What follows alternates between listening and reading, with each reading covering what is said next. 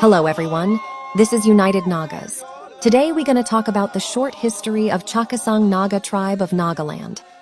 We believe making this video on those topics, where it is important to have basic knowledge about the subject so that the younger generation will aware about the culture and tradition of their ancestors, which help the structure and foundation of our people and our society.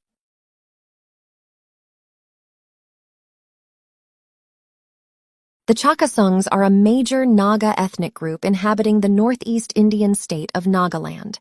The Chakasung Naga belongs to the Mongoloid race. They are a Tibeto-Burman people whose language falls in the Sino-Tibetan linguistic family. The Chakasungs are divided into two groups known as Chokri and Kaja. Originally, Chakasung represent people belonging to three language groups, namely Chokri, Kaja, and Sungtom, now Pochuri, from where the word Chakasung came, taking the first syllable of each tribe, Cha from Chokri, K from Keja, and Sung from Sungtum. Chakasung consist of two major groups, Chokri and Keja, and one minor group, Zamai or Zavame, who belong to the Pumai Naga tribe living predominantly in Manipur.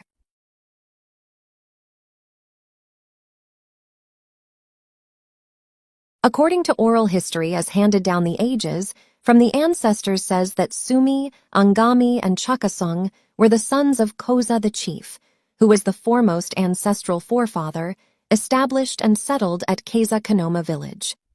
It is told that Chakasung was the eldest son, Angami the second son, and Sumi the youngest son of the first man who settled in Keza Kanoma, known as Koza the father and the mother Kola.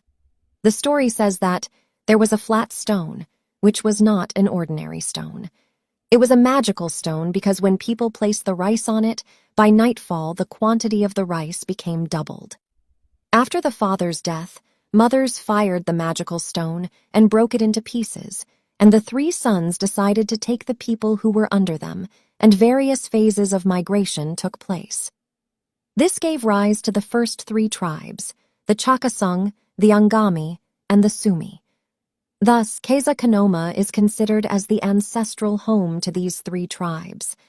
The present inhabitants of this village speak Kaja dialect, belonging to the Chakasung Naga tribe. Chakasungs were previously known as the former Eastern Angamis, now recognized as a separate ethnic group. On January 10, 1946, the erstwhile Eastern Angamis came to be known as the Chakasung tribe. The Chakasung Nagas are primarily settled in Pek district in the southeastern part of Nagaland. A hilly district with thick vegetation and lush flora and fauna, the district gets its name from the word Fikri Kidsi, meaning watchtower. One can also find them in other districts of Nagaland.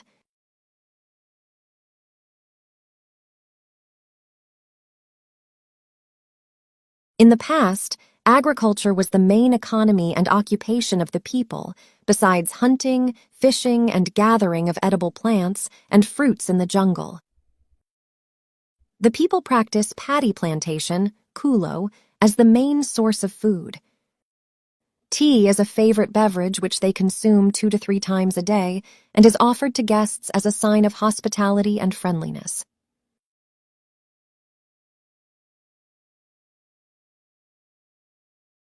Like the other Naga tribes, Chakasung practiced animism. They believed in supernatural spirits residing within inanimate objects, like stones, the presence of both benign spirit that protects and malevolent spirit that take away life or harm people, and the existence of a supreme being, which they call Erubfu, male god, and Eruzu, female god, that punishes or rewards people according to their deeds. But later on, with the arrival of Christian faith in Nagaland, many of the Chakasung converted to Christianity and believes the essence of the gospel consists of the doctrine of salvation by grace alone, solely through faith in the atonement of Jesus Christ.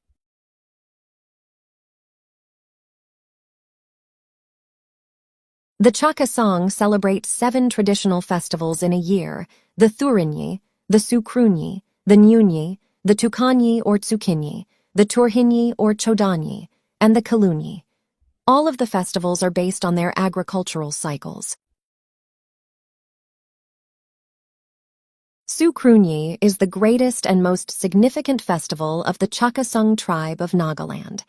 It is celebrated in the month of January. A few of the villages also celebrate it in the month of February.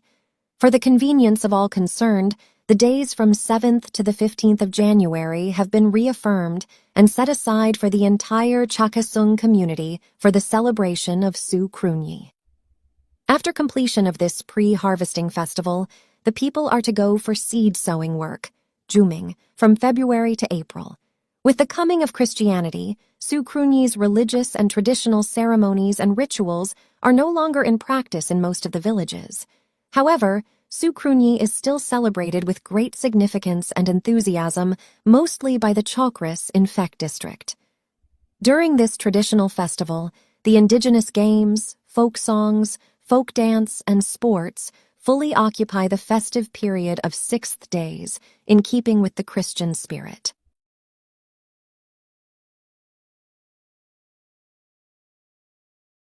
Among the popular festivals of Nagaland, Tukanyi or Tsukinyi Festival of Nagaland is also one of the colorful festival of the Chakasang Nagas. It was earlier celebrated at the end of March, on the 3rd lunar month precisely. But now it is being observed on the last week of April or the first week of May. It is a festival that marks the onset of the hectic sowing season and is hence a time to rejoice and rejuvenate. It preludes welcome to a new year. People celebrate and pray for a fruitful year ahead.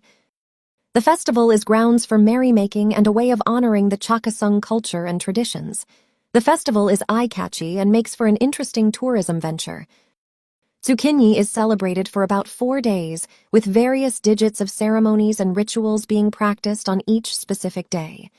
The 4 days of the festival make for divulging holidays for visitors.